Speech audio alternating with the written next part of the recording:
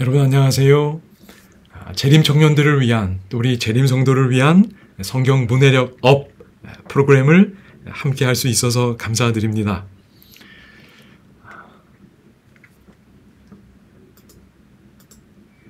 우리 지난 시간에 했던 내용 기억나시나요?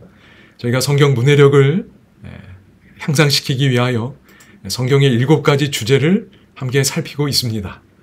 지난 시간에는 그 7가지 주제 가운데 첫 번째 주제인 창조와 그리고 이 땅을 위한 신의 디자인을 살펴보았습니다. 그리고 이 주제에 관련된 여러 중요 용어 혹은 개념들을 이렇게 살펴봤습니다. 꼭 필요하시면 지난 내용을 또 살펴보시면 좋겠습니다. 오늘은 두 번째 주제입니다. 두 번째 주제는 창조주의 품성입니다. 성품이라고도 할 수 있겠지요. 보통은 저희가 이 품성을 캐릭터라고 표현합니다. 창조주의 품성, 캐릭터를 알라는 것은 창조주의 본질을 알라는 것과는 구분됩니다. 네이처, 본질은 신비의 영역입니다. 스스로 계신 하나님, 어떻게 스스로 계신지, 어떻게 말씀으로 세상을 창조할 수 있는지, 이런 그 본질을 인간이 이해할 수 없습니다. 그리고 그 본질을 안다고 해서 그분과 깊은 사랑의 관계를 맺게 되는 것도 아닐 겁니다. 그래서 성경이 우리에게 강조해서 알려주는 것은 창조주의 캐릭터, 품성입니다. 그럼 품성이란 한 인격적 존재가 어떤 생각을 하느냐, 어떤 감정을 갖고 있느냐, 어떤 행동을 하느냐, 그리고 어떻게 관계를 맺느냐를 말합니다. 창조주의 품성을 이야기하는 건 바로 이런 것들을 우리가 이야기하는 겁니다. 그리고 이런 품성을 알 때 우리는 하나님과 인격적 관계를 맺게 되고 깊은 사랑의 교제를 나눌 수 있게 됩니다. 여러분, 그러면 창세기 1장과 2장에서 발견하는 창조주의 품성은 어떤 모습일까요? 이걸 좀 기억하면 좋겠습니다. 여러분 아시는 것처럼 창세기는 창조 기록을 2장으로 우리에게 전달합니다. 2개의 기록을 갖고 있는 거예요. 1장에 7째 날까지의 대략적인 내용들이 기록되어 있습니다. 그런데 창세기 2장은 1장의 내용과는 다른 형태로 기록되어 있습니다. 그리고 1장과 2장에 표현된 하나님에 대한 칭호가 다릅니다. 1장은 엘로힘입니다. 그리고 창세기 2장은 여호와로 표현되어 있습니다. 어떤 특성이 다른 겁니다.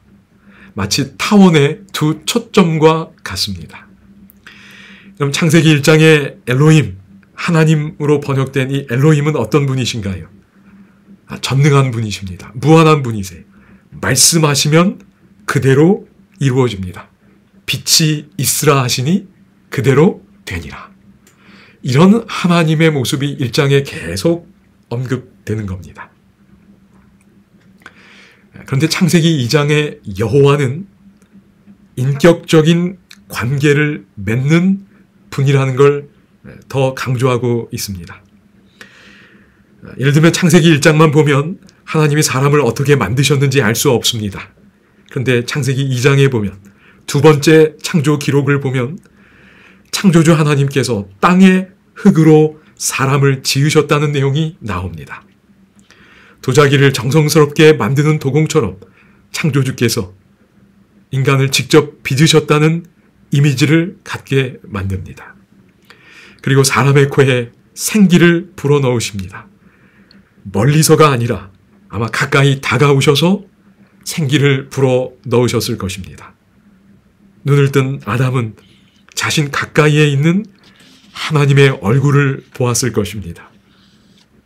1장과 다른 느낌으로 하나님과 사람이 가까움을 알 수 있습니다. 그 숨결을 느낄 수 있을 정도로 가까운 겁니다. 이처럼 창세기 1장과 창세기 2장이 말해주는 하나님의 특성이 다릅니다. 성경의 하나님은 무한하시고 전능하신 분이자 동시에 인격적이고 나와 관계를 맺는 하나님입니다. 이 두 가지 특성을 우리는 동시에 간직하고 있어야 합니다. 하나님에 대한 경외의 마음도 갖고 있어야 되고, 그리고 정말 가까운 하나님과의 친밀감도 동시에 가져야 합니다. 이게 참 신비로운 일입니다.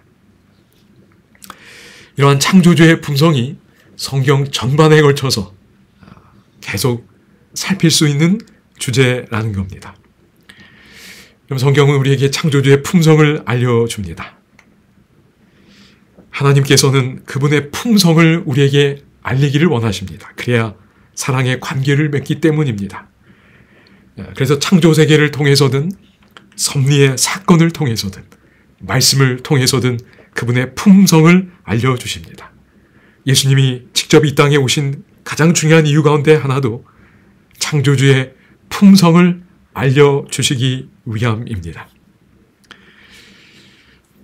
이제 이 주제를 정리하면서 하나 확장된 개념을 좀 나누기를 원합니다. 그럼 창조주의 품성을 우리가 이제 알아가고 경험해야 되는데, 창조주의 품성을 알리는 일에 있어서 가장 강력한 매체가 하나 있습니다. 여기 언급된 것도 다 중요하지만 하나 꼭 나누고 싶은 주제는 이겁니다. 하나님의 품성을 닮은 사람이야말로 창조주의 품성을 드러내는 가장 강력한 매체라는 사실입니다. 하나님께서는 오늘 우리에게 그 역할을 해주기를 바라시는 겁니다. 자녀에게는 엄마와 아빠가 창조주의 품성을 드러내는 가장 강력한 매체가 될 수 있습니다. 친구들에게도, 또 교우들 사이에서도 이런 일들이 일어나기를 하나님은 바라시는 겁니다. 그래서 우리에게 너희는 세상의 소금이요 세상의 빛이라고 말씀하고 계십니다. 선지자와 왕에 있는 한 구절입니다. 모든 예술품의 아름다움을 동원한다 할지라도 그리스도의 대표자들에게서 나타나는 성품의 아름다움과는 비교할 수 없다. 그럼 창조주의 품성을 바라보는 일은 정말 미적인 감동을 느끼는 경험입니다. 동시에 우리가 그렇게 창조주를 바라볼 때 우리의 성품 또한 그분의 품성처럼 아름답게 변하게 될 것입니다. 가장 강력한 예술 작품으로 하나님께서 우리를 꼴지어 주실 것을 믿습니다.